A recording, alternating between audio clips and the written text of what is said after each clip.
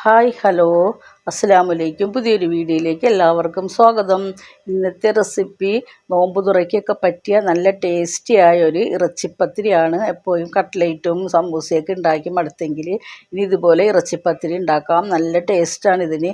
നോമ്പ് തുറയ്ക്കാണെങ്കിലും അല്ലാതെ ആണെങ്കിലും നമുക്ക് കുട്ടികളൊക്കെ സ്കൂളിട്ട് വരുന്ന സമയത്തൊക്കെ പെട്ടെന്ന് തന്നെ ഉണ്ടാക്കാൻ പറ്റുന്ന ഒരിതാണ് പിന്നെ ഇറച്ചിപ്പത്തിരി.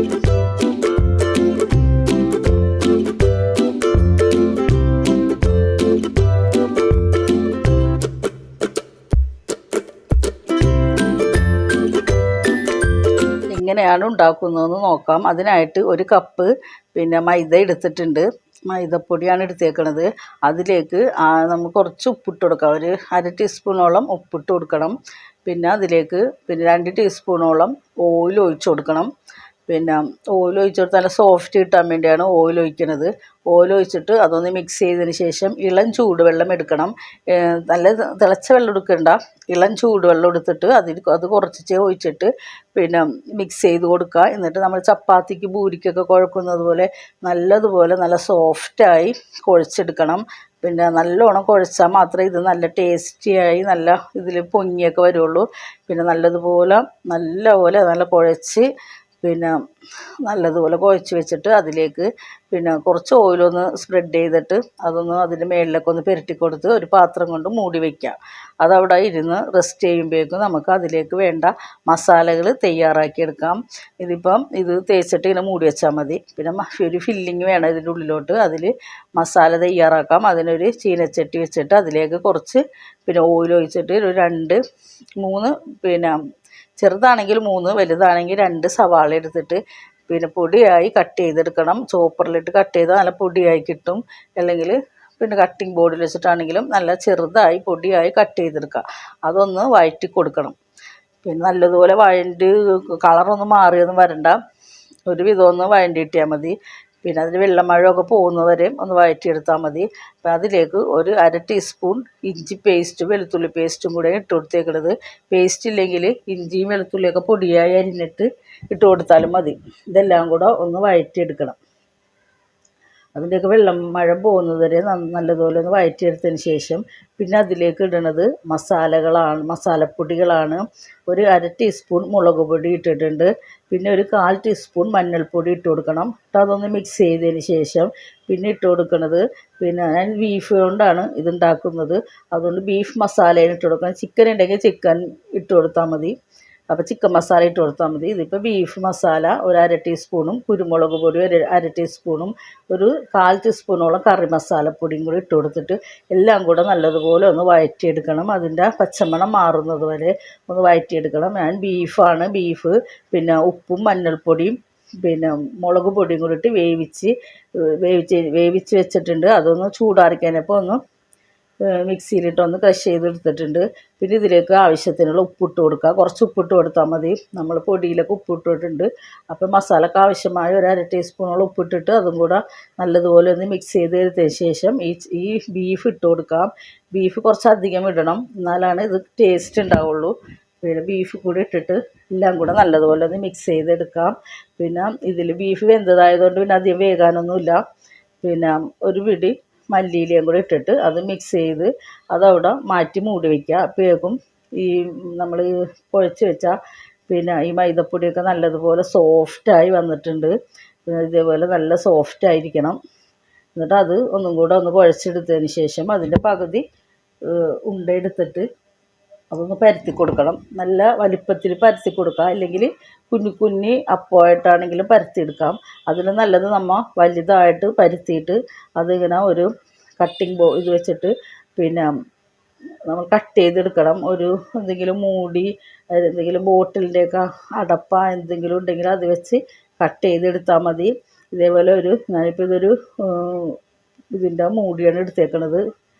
ഒരു ബോട്ടിലിൻ്റെ മൂടിയാണ് എടുത്തേക്കണത്. അത് വെച്ച് ഇങ്ങനെ ആക്കി കൊടുത്താൽ മതി. അപ്പോൾ അത് നല്ല സ്ക്വയർ, നല്ല റൗണ്ടിൽ നല്ലതുപോലെ ആയിട്ട് വരും. ഇതിങ്ങനെ കട്ട് ചെയ്തെടുക്കാം. അല്ലെങ്കിൽ നമുക്ക് ചെറുതായി പരത്തിയെടുത്താലും മതി. ചെറിയ കുഞ്ഞി അപ്പം പോലെ ഇങ്ങനെ പരത്തിയെടുത്തിട്ട് അങ്ങനെ ചെയ്താലും മതി. ഇതിങ്ങനെ ചെയ്യണേ എളുപ്പം. ഇതുപോലെ ഒരു ചെറിയ ഇതായി കിട്ടും. അതിൻ്റെ ഉള്ളിലേക്ക് ഈ മിക്സ് നിറക്കാം. കുറച്ച് നിറച്ചാൽ മതി. നടുക്കായിട്ട് നിറച്ചിട്ട് വേറൊരു അപ്പം കൊണ്ട് അതിങ്ങനെ മൂടിയിട്ട് അതിൽ അരികൊക്കെ ഒന്ന് ഷേപ്പ് ചെയ്ത് കൊടുക്കുക. പിന്നെ അതിൽ അരികൊക്കെ ഒന്ന് മടക്കി മടക്കി പിന്നെ ഇതേപോലെ അത് തിരിയിട്ട് കൊടുക്കണം. പിന്നെ ഇത് കാണാനായിട്ട് ഒരു ഭംഗിക്ക് വേണ്ടിയാണ്. പിന്നെ ഈ ഫില്ലിങ് പുറത്തേക്കും വരില്ല, നമ്മൾ വറുത്തുകൊണ്ടിരിക്കുമ്പോൾ പുറത്തേക്കും പോകില്ല. അതുകൊണ്ടാണ് ഇങ്ങനെ ഇതേപോലെ ഇട്ട് കൊടുക്കണം. ഇതുപോലെ ഇട്ട് കൊടുത്തില്ലെങ്കിൽ അറിയാൻ പാടില്ലെങ്കിൽ പ്രസ് ചെയ്ത് കൊടുത്താലും മതി. ഇതങ്ങനെ എല്ലാം ഇതേപോലെ ചെയ്ത് വെക്കണം. പിന്നെ ഇത് കണ്ടുകൊണ്ടിരിക്കുമ്പോൾ തന്നെ ഒന്ന് സബ്സ്ക്രൈബ് ചെയ്ത് സപ്പോർട്ട് ചെയ്യണം കേട്ടോ. ലൈക്ക് ചെയ്ത് ഒന്ന് സഹായിക്കണം.